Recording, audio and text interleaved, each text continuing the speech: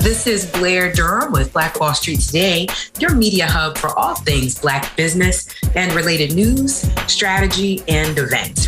Welcome to this edition of Black Wall Street Today with Blair Durham. As always, I'm excited to share with you all. Black Wall Street Today is your premier media hub for all things business, research and analytics, networking, and development as it pertains to the Black community. We are brought to you by Black Brand. We are your regional Black Chamber of Commerce, here with all kinds of programs and conferences to aid you in your journey for professional development, business development, as well as personal development. Today's subject is really near and dear to my heart. I'm very excited about the conversation we're going to have with Dr. Michelle Lee Gould. She is a graduate of Norfolk State University, behold, summa cum laude with a Bachelor of Arts in Psychology that includes an endorsement in elementary education. In September 2023, she also received an honorary doctorate in Christian education from the School of the Great Commission Theological Seminary. Dr. Gould is a certified executive leadership and life coach. In addition, she holds certificates in understanding the dynamics of NPOs or nonprofit organizations, managing nonprofit organization board members, grant writing essentials, nonprofit fundraising, and financial management of nonprofit organizations. As a former educator for Portsmouth Public Schools and with nearly 30 years experience in nonprofit leadership, Dr. Gould merged her two passions, teaching and nonprofit work, to establish About My Father's Business, LLC, which offers consulting and digital courses and products to service nonprofit organizations with everything from startup and gaining 501c3 status to board member development, fundraising, and learning grant writing. Known as the Helper's Helper, it's the mission of About My Father's Business to help ease the stress, lessen the workload, and assist with managing small to mid-sized nonprofit organizations more efficiently and effectively. Welcome to the show, Dr. Gould. How are you? I am well. So good to be here today. I am delighted to have you. I often say nonprofit organizations do the work that no other entity can do. For-profit can't do it. Government can't do it, right? What is your passion for the nonprofit, and where did that really come from? So my passion for nonprofit work really came from how I grew up in my childhood, some of the things that I experienced.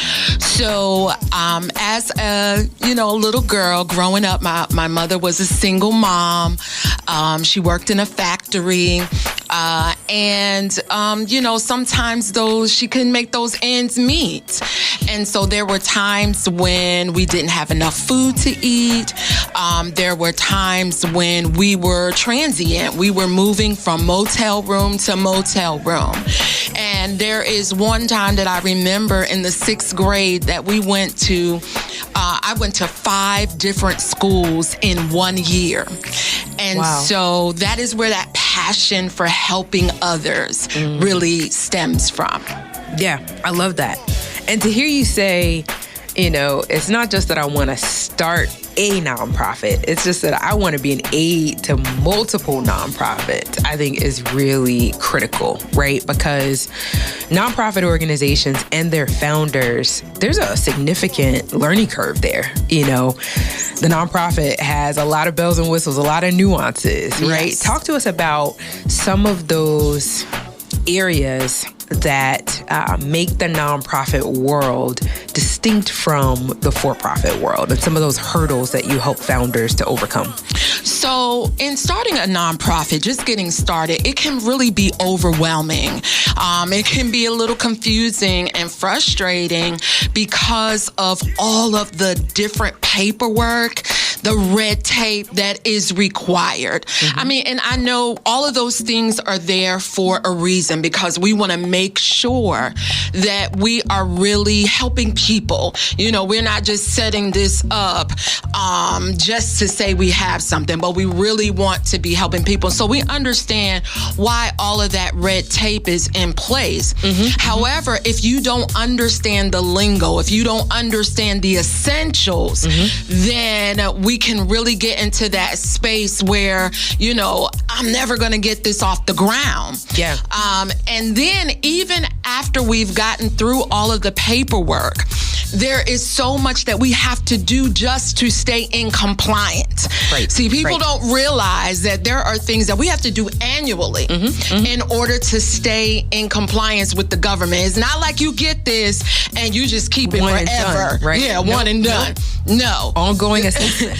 Yes. Yeah. That we have to to stay in compliance. We got to make sure that we document. Yes. And then make sure that we're taking care of those things annually that we need to do. So I want to tell a little bit of a story here because our journeys are important, right? So prior to starting Black Brand, I attempted to start a nonprofit in 2009. And the level of green, I mean, I was just green. I think I thought that car washes and bake sales and my friends volunteering, was really going to be how I could start a nonprofit. And I'll never forget, I organized a car wash right up here at the Golden Corral, and I had about 20 people there helping, and we washed all these cars, and I promised them that I was going to buy them dinner after we washed cars. Where there goes every dime that we raised in trying to feed folks. And so the very next month, I wanted to do the same thing, but I realized I wasn't going to be able to feed them, and I had 0 volunteers to show. And then I said, well, wow, maybe it's not a nonprofit that I want to start, or maybe I don't know enough, I believe that nonprofits have to go from being kind of my nonprofit, where I'm taking money out of one pocket and putting it into the other, to really becoming a community-based organization. What are your thoughts on that? How does a nonprofit really become community-based? What does that mean?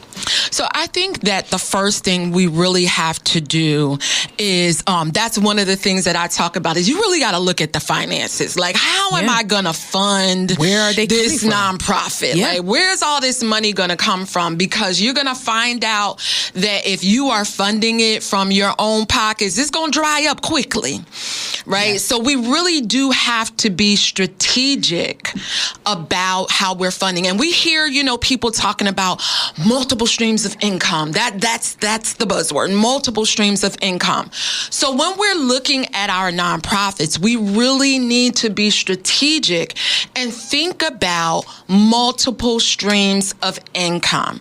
So we want people invested in this nonprofit.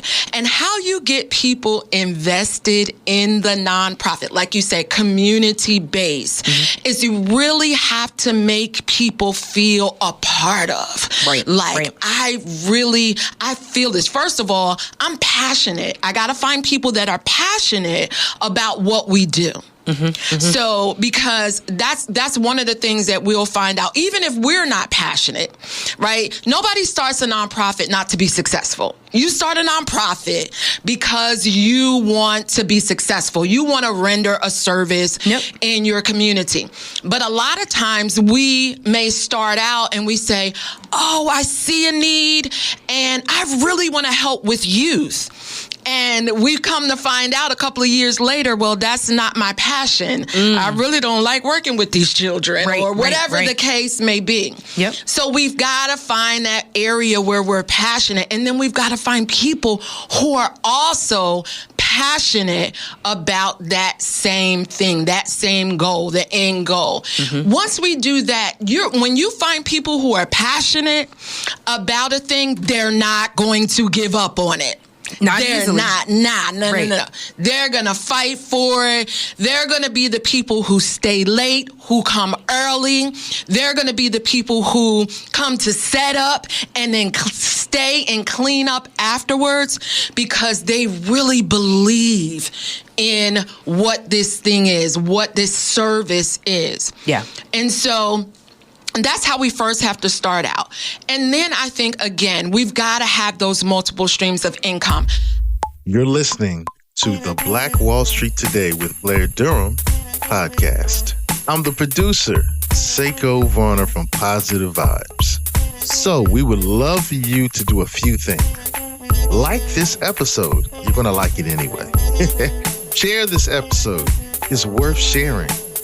And tell other people about the podcast. Sharing is caring. Let's all get wealthy.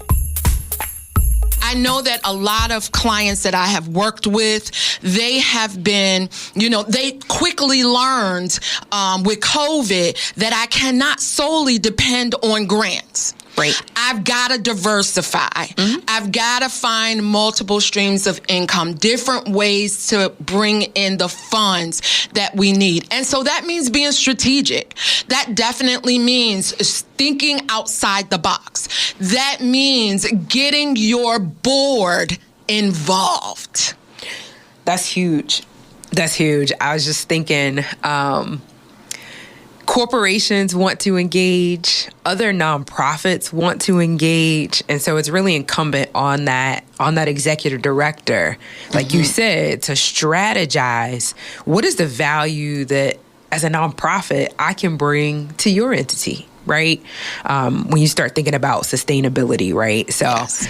I don't know. It's been a journey, and it continues to be a journey. You talked about kind of having that open mind, right? And coming into what you may not have known, yes. Right? I think that's critical for a new executive director, yes. To realize this isn't going to quite be what you thought it was. Like, you thought you were going to be delivering a service. You thought you were going to be able to just deliver that service. Mm-hmm. But if you're going to grow that nonprofit, your role becomes a bit different. So once you get to that mid-size level, Dr. Gould, what becomes the work of the day-to-day work of that executive director? So this is really to prepare somebody who's thinking about starting one, right? Right. Because like you said, that executive director is critical. And making sure that I don't get stuck. Like, the first thing we have to do as executive directors is just making sure that we are ever learning. Like, you can be in that position and you can think, I've hit it, I know, I got this. Yeah. I got all the checks and balances in place, and I know everything that I need to know. But baby, you can hit that brick wall just as fast, right? Let me tell you, you have to keep that mind in a space where, you know what I know, but I need to know more. Yep. Because things are always changing, right? Yes. Even the way in which we need to deliver services could change. Yes. The way the world responds to what we're doing can change.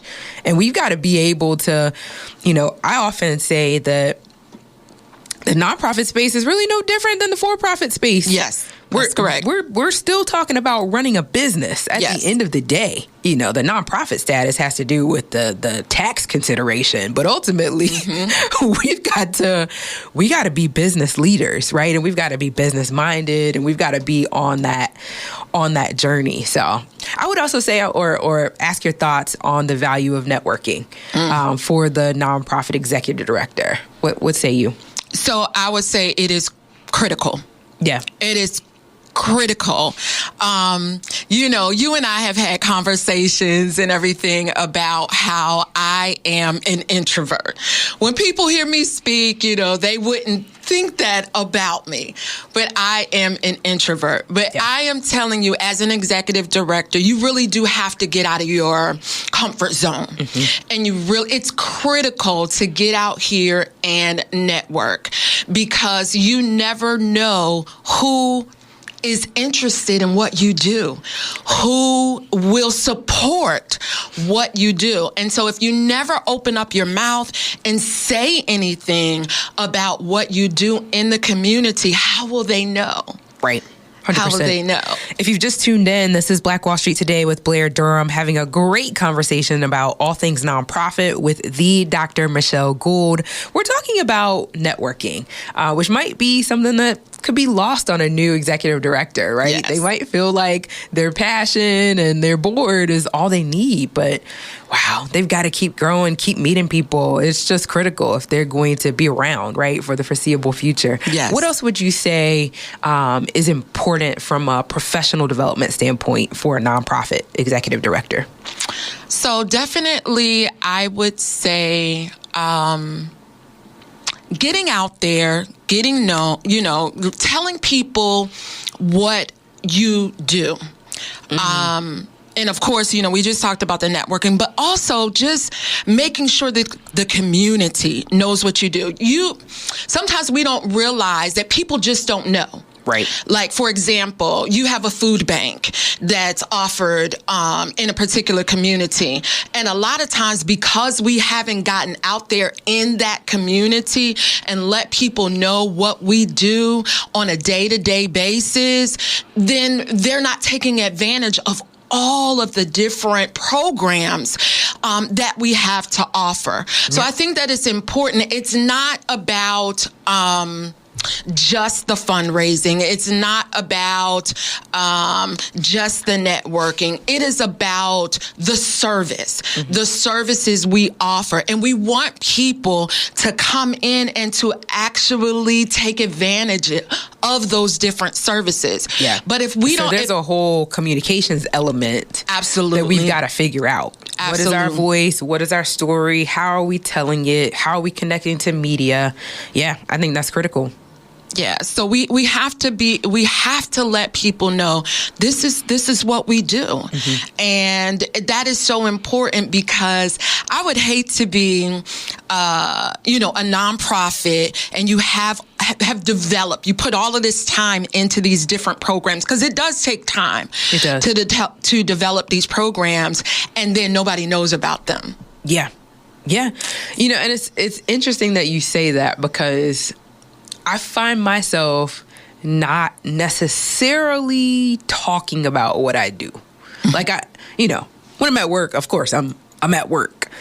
But man, to be able to open up my mouth at the grocery store or at the gym, you know what I mean? When I'm meeting people that could potentially benefit, I agree with you. That's a skill. That's almost that's something to really be conscious about. Is am I showcasing what I do? Yes. Because it's for the people. Yes. And that means I've got to be meeting new people, and I've got to be telling those people about what it is that I do.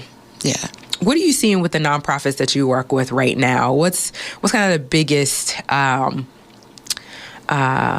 service that you're providing to those nonprofits? What need are you solving for them? So I would say that the biggest thing that I'm seeing with nonprofits right now is staying in compliance. So, a lot of times, as a new nonprofit, small nonprofit, we don't understand all of the requirements for staying in compliance. And I think one of the saddest things that I have experienced is someone coming to me and saying, we've lost our status. Wow. And it was... How does a nonprofit lose their nonprofit status? Not filling out annual paperwork with the IRS. 990. Okay. Yes. So if they're not filing kind of what those expenditures were, what those revenues were, then the IRS can say, after 3 years of not filing, they suspend you. Okay. They suspend you. And so that has been the thing that I've seen recently that is so critical. And that's why I talked about compliance. Yeah. Can we do a popcorn round? I just want to throw some questions at you. Okay. All right. Can we do that? Okay. Cool. I love a lightning round. Okay. So what is an annual audit? So an annual audit, and you're going to find this with small nonprofits, that they will say, what is an annual audit? But in an annual audit, there are different audits that you want to do. You want to do a paperwork audit. Like, are we turning in our paperwork? If I have volunteers, am I tracking? This is some of the things that I do. I set up databases for those small nonprofits so that they can even track their volunteer hours. Excellent. Because what are you going to do when that volunteer, who may be from a school, a college, comes back to you and says, oh, I need my hours because I've got to turn them in. So we need to make sure that everything is being tracked. Sure. And so our board or whoever, if we've got subcommittees that we've set in charge over that, we want to make sure that there's an audit going on, that we are following our bylaws. So we need to make sure that we do an audit of our bylaws to make sure that we are following everything that we told the government that we would do. In terms of how we would operate. I get that. And so one of the things I wanted to bring this out, I think this is very important. One of the things that we've learned recently is that a lot of people have not changed their bylaws. We know that we went through COVID, and we know initially we were all having our meetings in person. But now we found out, if we have our meetings on a virtual, then we can invite other people to be on our board who may not necessarily live in our area. And we have this new exposure to different people. But have we changed the bylaws? Our bylaws? Yeah, that's huge. So while we're there, we're still on a lightning round. What are bylaws? So our bylaws are like the Bible. This is how our organization is going to be governed. So this is going to tell us all of the ins and outs of how this organization is going to be governed. And listen, the IRS and other entities, when we go to start applying for grants and things like that, they want to make sure that you're following the bylaws. Next question. What's the difference between the 990 EZ and the 990? So the 990 EZ is if we are, again, a small nonprofit that brings in $50,000 and under. Okay, so we can file the 990 EZ. However, let me say something about that 990 EZ. A lot of times when we're going to apply for those larger grants, they want us to file the 990, which is the long form, because then we have, on the 990 EZ is just a postcard. So pretty much we're filing it electronically. We're just telling them this is how much money we took in, and we're not showing any of the details. However, on the 990, that's the long form. And a lot of times when we are applying for those grants, and I'm talking about the larger dollar amounts, $10,000 or above, they want to make sure that you are filing that 990. Okay, let's talk about the 1023. I'm ready to get my nonprofit status. Which one do I do? Do I do the short one, the 275, or do I spend, I think it's either the 400 or 600 to do the long one? And what's the difference between the two? So I'm like on the fence about that. Now I'm gonna tell you why.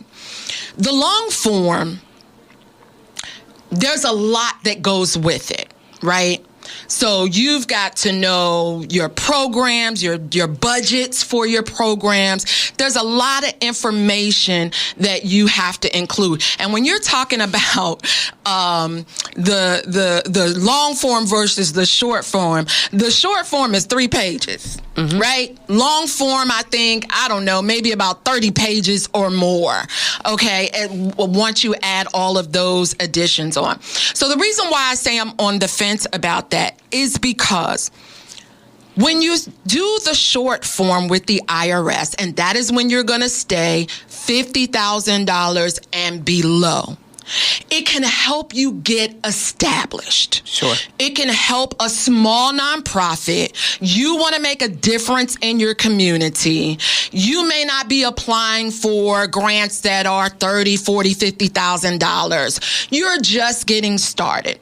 So it's going to help you to become established. Sure. Right? You can always apply using the long form at a later time. If you've just tuned in, Blair Durham here, Black Wall Street Today with Dr. Michelle Gould. We are in a popcorn lightning round about all things nonprofit. My next question for you was on the tip of my tongue. What's the ideal size for my board of directors? So in the state of Virginia, you only have to have 3 for your board of directors. You can get started, right? You can file with the SEC and you can get started. But you definitely need more people. A lot of times, I see the board a little bit different than other people. Excuse me. because I believe that you should have a working board. Listen, do not invite people to your board of directors who do not want to work, who are not passionate about what you all are going to do in the community, who are not going to put their funds behind the work. Because listen, this is the thing. How can I ask other people to put their monies behind what we do and our board won't even do it? Yeah. Okay. Brings me to my next question. It's the popcorn round. Should board members pay? Absolutely.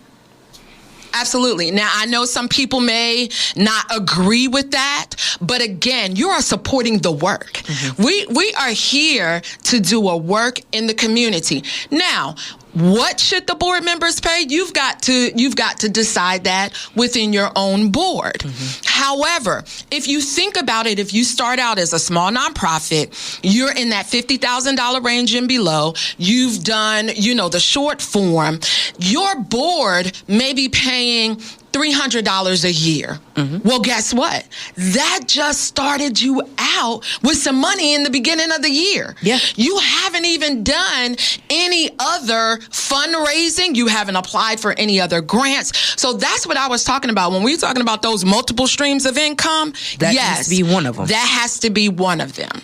All right. Let's ask this question. Nonprofit annual report. What are some of the key components there? We've definitely document. We've got to keep up with how many people we serve. Let's talk about the quantitative and the qualitative. Okay, because data is important. We know people, not only people want to know where their money went, but as a nonprofit, we are required to show them. These are facts. In fact, our 990 is a public record. Yes. So, yes. Even if you don't have it on your website, I can go pull it up. Yes. But it's important. It is. If we want our donors to continue to be repeat donors, tell them, okay, this is the quantitative information. This is how many people we served. This is how many repeat people we have. Just all of the things. Then we also, and this is one of the things that I've talked about, I have something that I do on social media called NPO Ready, Set, Grow. And this is one of the things that I talked about recently was that qualitative information. Do a case study. Follow somebody. Say, for instance, you're doing, you have a food pantry and you want to show how you're in a food desert. And no grocery stores. And you want to show how bringing your all of these fruits and vegetables and how it has really impacted the health of someone. Follow them. Yes. Right. And give them that information. Put that information in your annual report. Love it. Last question. How should board members be evaluated?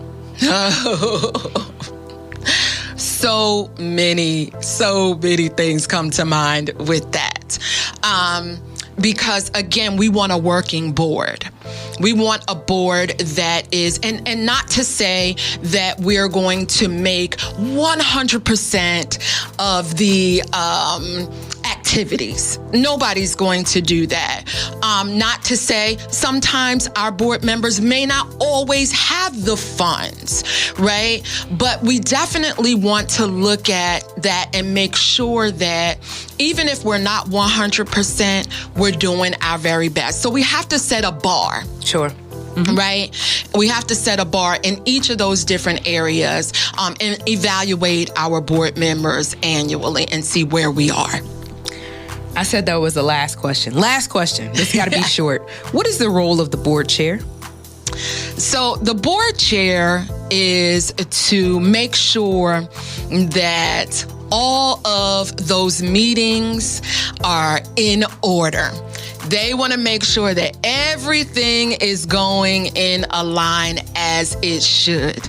So a lot of times, we put out an agenda and we get off of that agenda and we get into other things. We want to make sure that we want our board chair to make sure that everything is going as it should be. Now, the other side of that is our board and our board chair, we want to support our executive director. 100%. This is, and I know we got to be quick. We got to wrap it up. We done, actually. That was so good, though. That was so good. If at least give us your website. How can people find you? So they can find me at aboutmyfathersbusiness.online. aboutmyfathersbusiness.online. Dr. Gould, you are amazing. Oh, I'm so excited. Thank you. Yes, no, thank you for the work that you do. So needed in this community and just across the world, right? And thank you all for tuning in to Black Wall Street today, where we are building minds, we're building connections, and we're forging the path ahead toward business success in the Black community. We'll talk next week. This episode was brought to you by Positive Vibes Consulting. That's positivevibesconsulting.com. If you're a business owner and the bank said no, we may have a solution for you. Let's have a conversation. If you're a nonprofit organization, let's strategize and find ways for you to have continuous income while you're searching for donations and pursuing grants. That's positivevibesconsulting.com. A proud member of Black Brand. Phenomenal. Stay with us online at Black Wall Street Today on Facebook and Black Wall Street Today on Instagram. And then follow us on Twitter as well at BWST Today. We look forward to talking again next week. Have a wonderful week. I have said and I will continue to say that the most important priority for the Black community is the Black community, not a particular political party. Phenomenal. Hey, yo, when I say black, you say